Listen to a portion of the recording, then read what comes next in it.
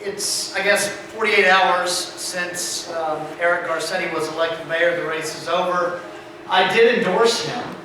I spent a significant amount of time with all of the candidates, as you know, and I'm absolutely convinced, I was convinced, I'm even more convinced now than I was then, that Eric Garcetti was the right candidate between the two that we had remaining in the general election. And he won by 8 points. I was listening yesterday to an interview on KCRW that's available online. Dr. Fernando Guerra from the Center for the Study of Los Angeles at Loyola Marymount. He's very well known. He is not a conservative by any stretch. He's very smart. But he gave a lot of credit to Eric's victory to conservatives, to my voters in particular, to Republicans in the San Fernando Valley and other parts of the city. And when the host of the show, I don't know who it was, tried to challenge him by saying, well, did they really make that much difference when you look at the entire makeup of the coalition that Garcetti's campaign built? Fernando Guerra stepped in and said, well, I've got the data. I've got it right here in front of me. Their exit poll hit, by the way, on the nose what the numbers were in this race, as they have in so many races with their exit polling. So their formula is spot on. He said, I've got the math for you, and he explained the math very briefly, and he said, this voting block made up 10 points for Eric Garcetti. He won the election by 8. And Fernando's quote was, you do the math. So that means that all of you in this room, for the most part, those of you that followed my suggestion in voting for Eric, and I know that many of you did because you've spoken with me about it one-on-one, we put him in office. That means that we have work to do. I do like something that he said today. Today the City Council approved Mayor Villaraigosa's budget. Mayor Villaraigosa's budget has $25, $26 million for raises. That doesn't cover all of them, but it's put away in a special fund to pay raises to our public sector employee unions. And one of the things that Eric Garcetti said was, we need to focus on providing city services before we focus on providing raises. Now, good thing to say, I happen to agree with that. That doesn't change the fact that we have contracts that this city council and the existing mayor, outgoing mayor, entered into that we are legally bound to follow. Unless we're able to find some leverage to renegotiate those contracts and to bring our public sector unions back to the negotiating table. And some of that leverage, and I think that Eric will be able to find some of that leverage as the new mayor. And the LA Times and even Herb Wesson, the city council president, made that point in the press today because they weren't with him in this race. They spent millions of dollars to beat him. It's one of the reasons so many of us were with him in this race. Because we wanted to send a message to the special interests, to the public sector unions that have contributed in many ways through their negotiations with, unfortunately, all too willing elected officials to make some irresponsible financial agreements that the tax base couldn't support or couldn't afford. So the hard work begins now. I am optimistic. We are going to have some fights along the way, but this it's very clear for the new administration what their coalition consisted of. And their coalition consisted of conservatives, fiscal conservatives, and they're aware of it. And that's good. And we're going to have a role in this city government, which, even though it will be won't be by any stretch a majority role, we're in LA after all. But we need to have a role and to have a voice, because we haven't had that in the current administration for the last 8 years. And we're going to have that opportunity, I believe, in the new administration.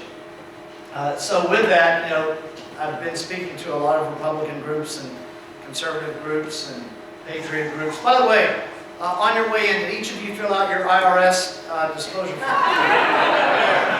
I meant to open with that tonight, but forgot.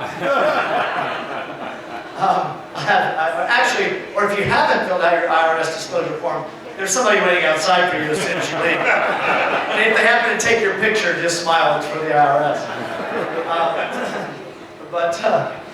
So I've been speaking to a number of conservative groups across the city and Republican groups, and I've been making the pitch as to why they should vote for Eric Garcetti. I don't have to do that anymore. You all did. Let me just say one little piece of advice, and then if you have some questions, I want to take your questions. The numbers on Republicans voting were not good. When I was in the primary, frankly, they weren't good in the general either, but for a general election, the numbers weren't good across the board as they were with the primary. The difference, though, for Republicans is that in the primary, I was on the ballot. I made the argument to Republicans during the general that you need to think of me being on the ballot, especially when you look at the way that Wendy Greuel was attacking me and Republicans. She sent out awful mailers about Republicans. I know this is a nonpartisan race. I know it is a nonpartisan, much of what we do at the city level is nonpartisan, but she brought partisanship into this race in a very ugly way, and it is only so fitting that Republicans in the Valley cost her the election, because those were the votes that she was expecting to get, and those were the people that she took to the mailings to attack in her mail pieces on the east side and in South LA. So that kind of two-faced politics is not what we need in the city of LA, and I'm glad that the voters rejected it. Now that said, when I was on the ballot, we did not have a good turnout of Republicans. And I was on the air with Larry Elder,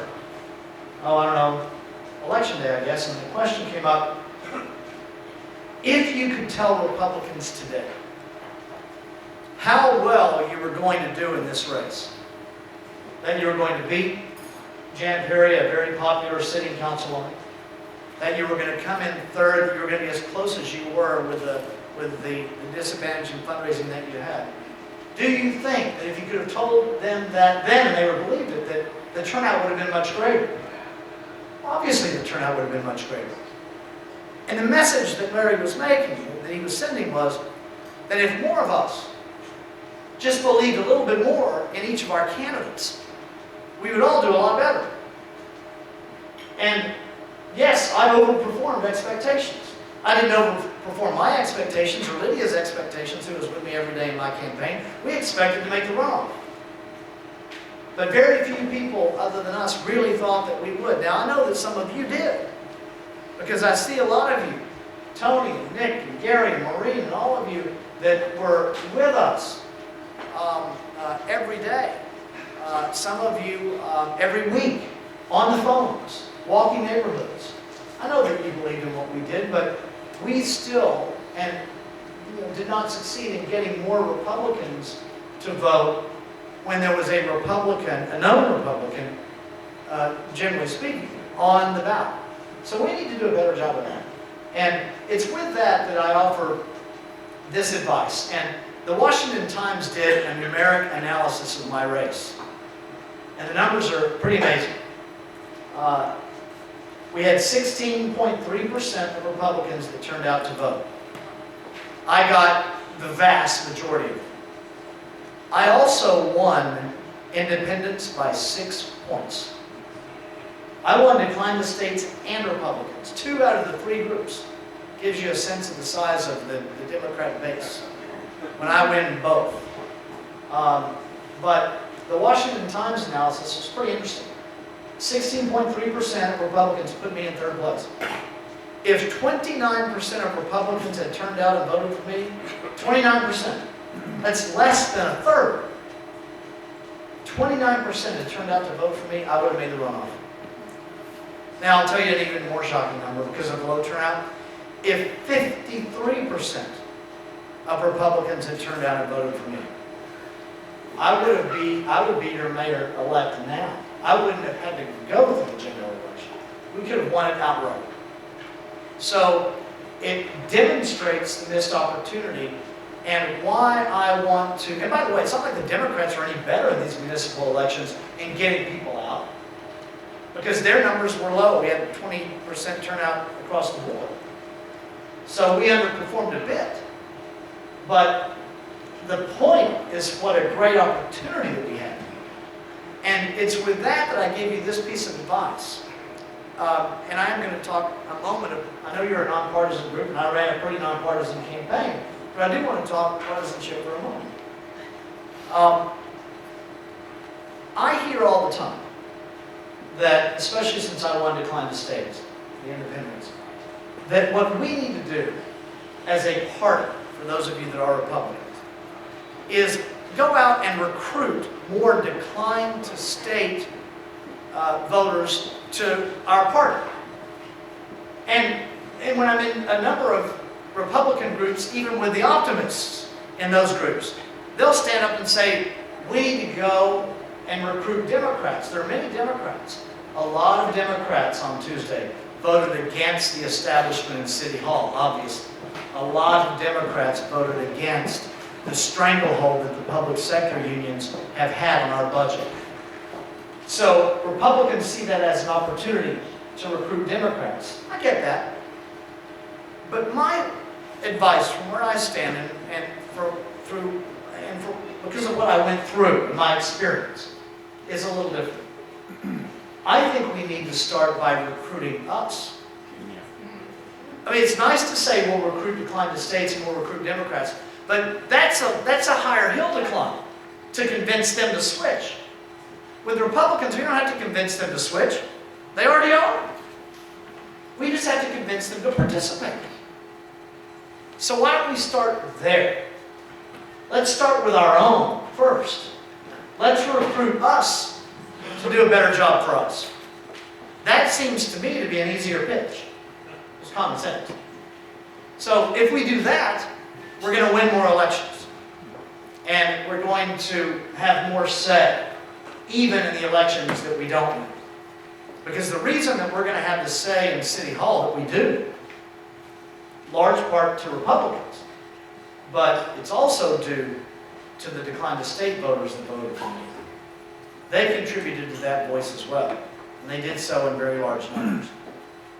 So thank you all for the time and the effort and the belief in my campaign and my message and the work that we did. Those of you that donated to the campaign, those of you that volunteered your time, made phone calls, walked precincts, emailed your list, told your friends, thank you so much, because we did start out pretty well. It was a great first run. And the chattering class that you need to get elected, and the media that you need to get elected, is now paying attention to us because of the work that you all did. So thank you, and with that, if I've got a couple of minutes, Mark, just take some questions, I will. Yes, sir, Brian. Are you going to make another run? I don't know. I get the consultants all tell you that, they all make you feel like you're some great, some great achiever. Then, because they come around, they talk about what race I need to run now. And it kind of dawned on me, well, that's because if I enter that campaign, then you're going to make a bunch of money. Not that I'm such a great candidate, they're going to make a lot of money. So, and I've got consultants from Democrat consultants and independent consultants and consultants that work both sides of the aisle, all have the next great office for me to run for. But I don't know what I'm going to do yet.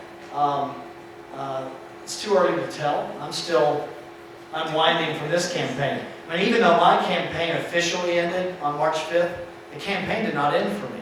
I stayed very involved in this campaign to make sure that the right candidate won. And I and we succeeded in doing that. So I'm still kind of on decompress mode like they are. I do anticipate now that I delivered the voters that made the difference, that I've got some pretty good leverage to negotiate something inside the administration if I think that'll make a difference for our voice in the city.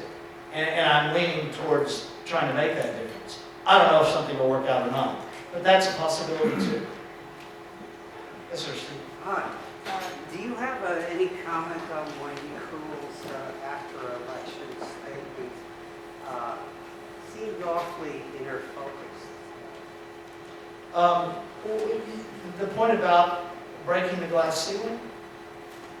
No, it wasn't just that. After the election, it seemed like all she could talk about was herself. Well, I mean, that's Wendy Greuel in a lot of ways. Look, she ran, let me just say this. I don't have any specific comments in response to what she said at the end of her campaign. Let me just talk about her campaign for a minute.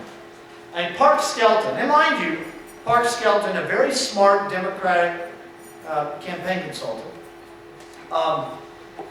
said, and he competes with John Shulman, who ran Wendy's campaign. So they're competitors, even though they're on the same side of the political. Park Skelton gave a quote to the LA Times that said, "It's the worst campaign I've ever seen." Now he's saying something against his competitor because he would like to get the next client that might be looking at John Shulman. But I got to tell you, it's one of the worst campaigns I've ever seen. Let me just give you a couple of examples. Let's see. Let's start with this strategy. Let's attack every opponent. Okay? Even when we know that if we make the runoff like we think we're going to do, because they have the most money, they have all these endorsements, they're considered the front runner, the media's with them, along the way. So chances are they think they're going to make the runoff. So this strategy of attacking all of your opponents, okay, that was perplexing to us. I can understand her attacking me because we were taking her votes, but to go on the person and then to attack Jan Perry in an undercut, personal, dishonest attack that was demonstrably dishonest, false and defamatory. That cost her. I mean, Wendy Greuel, running on this message of becoming the first woman mayor in Los Angeles, because of the way she attacked the other woman in the race, Jan Perry, unfairly, dishonest, and in a defamatory way. Eric Garcetti was the one who was endorsed by NAB, the National Organization of Women.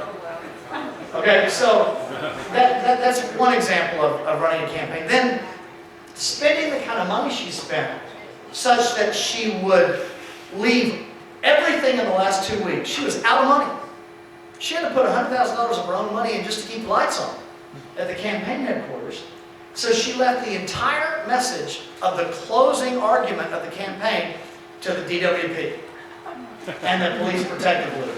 Now, they're spending well for her, and they're running the Bill Clinton ad and all the positive stuff and all the negative stuff, but it left us with the narrative that the DWP is buying this race for her. And if you look at the exit polls, I mean, that was a big message. The Daily News in today's paper on the front page credited me with beating the drum, using their terms. They said, I beat the drum for months and months and months on the DWP running her campaign such that it would run her mayoralty as well. And then I handed the baton to Garcetti when I endorsed him, and he ran with it, and it worked. And they're exactly right. I mean, I would make this state claim to the media. I said this on election day when I was on KBC. There was pressure for the DWP by us to make our bill, our water and power bill, easier to read because we're spending so much money on it. So they color-coded it. They got a color for what you're paying for power, a color for what you're paying for water, and a color for the trash fee that you pay. And I said, well, let's just add a new color for all the DWP customers because we need a new color on how much of your utility rates goes to pay for the Wendy Greuel campaign. It's that kind of a direct conflict of interest. And so she had an argument years ago that she was a pro-business candidate. Well, she bartered that away. When the day after the primary, the morning after the primary, the SEIU went in for her. Now, we find out in later terms, the reason the SEIU goes in for her the next day, do you know? I found out later. The reason she didn't get the endorsement from the SEIU originally was me. Now, people are like, how did that happen? Well, when I was in that meeting, I made a point to the existing employees in the room. And this is an argument that, trust me, public sector union employees understand. Because I talked to cops about this, and firefighters about it. There was a firefighter on Tuesday night election night that squeezed my arm and pulled me aside on this very issue. I told SEIU, if we continue, and you endorse Wendy Greuel specifically, okay, scare them away from it, try to keep them out from spending money, and you support this candidate with these kinds of policies, with the pension obligations that this city has, they're claiming that they've got to pay pensions first. And with the pension obligation hitting 40% of our budget by 2015, how am I going to pay you? So yes, I was pitting them against the retirees. But the purpose wasn't to separate groups politically. The purpose was to describe with just numbers. This isn't ideology, it's actuarial. It's just numbers. And they heard that. And that cost her the endorsement because there was enough of a block in round one. Well, when I'm out of it in round two, boom, it's totally in for her. Why? Because Garcetti had voted for pension reform. And they didn't like that vote. All right, their leadership. So, there are opportunities here. But Wendy Greuel's campaign, to get back to your question, Steve, they made so many mistakes. The idea that she would court me for my endorsement, the Wall Street Journal called it creepy when they read the text messages. You know, the idea that she would court me as hard as she did, she had to know she was sending me the text messages. That she would send me these text messages courting my endorsement. And then the day after I endorsed Eric Garcetti, the day after I endorsed Eric, she sends out a press release attacking me. Ugly attacks, anti-immigrant, all these other things. And attacking me on the Chris Matthews piece, which is old news. And none of the media bit. Not one media outlet. La Opinion wrote a short story about it, but they printed our response, and that was the end of it. So they were obviously frustrated that they didn't get a big media play out of this. And let me just ask you for a moment, now who's she trying to get to win? San Fernando Valley Republicans. So the day after I endorsed Eric, she goes out there and attacks a San Fernando Valley Republican. In the media. Now when that didn't play well, then she sends out the mail piece. And it was a mail piece I talked about where she attacked Republicans and on the east side and in south, attacked us in those neighborhoods, trying to scare them away from supporting Eric because Eric was polling well there. And then, of course, when the reporters called me and asked me for a response, I said, I don't need to give you any response from my own words. I'm going to give you Wendy Greuel's response. And I just handed them my cell phone. And I said, here are her text messages. Now, I didn't want to do that. I didn't give them our text messages when she sent out the press release, and I could have done it then. But when she attacked me in 40,000 households like that, I'm going to use her own words to show what a hypocrite she was. And that worked well too. So they stepped into that trap, and it made her look silly. The Wall Street Journal called it Textgate, and not only was it the content of the text messages, but the time she would text me at like 7 a.m. up yet? You know, and late at night, you know, I can meet you anytime, you know, and all this stuff. I mean, go back and read these things.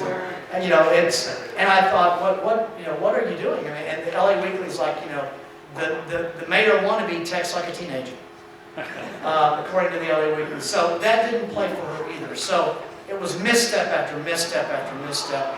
And you know, it couldn't have happened to a nicer campaign, frankly. I will tell you this. I don't think that Wendy Greuel is a bad person.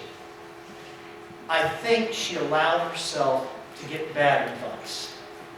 And I think because of that, it demonstrated a lack of judgment. that proved that she was not the best candidate. So we all made the right decision. We're going to have a voice inside City Hall. Thank you again for the hard work and the time, and I see Mark standing up here that I've exceeded mine. So thanks a lot. And oh, by the way, Monday, Memorial Day, I will be back on the air at KABC, filling in for Larry Elder. And, I will have a sidekick from the other side of the aisle, Jan Perry. So, yeah, it's going to be fun. Can I ask you one last question? Yeah. So, but we do need to wrap it up. What makes you think that Eric Garcetti will be willing to listen to you now that we've already delivered those votes? He doesn't need to worry about an election for 4 years. He doesn't. But Eric Garcetti wants to succeed. And Eric knows that for him to continue to, and he's a coalition builder.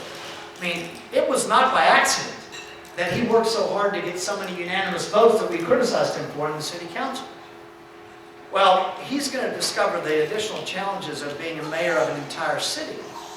But because I performed as well as I did, the one thing I have that I didn't have before the election, well, and even before we entered the campaign, was the attention of the mainstream media. And that's one reason that I think Eric will work to include us in his decision making. And frankly, on the campaign trail, with his policies that he ran on, he sounded much more like a libertarian than a liberal. And that's good for business in the city of LA. So I think that he recognizes that there is a conscientious potential opposition out there that he would like to have working with him and not against him. And I think that our voice in the media gives us an opportunity to be heard. Thank you all.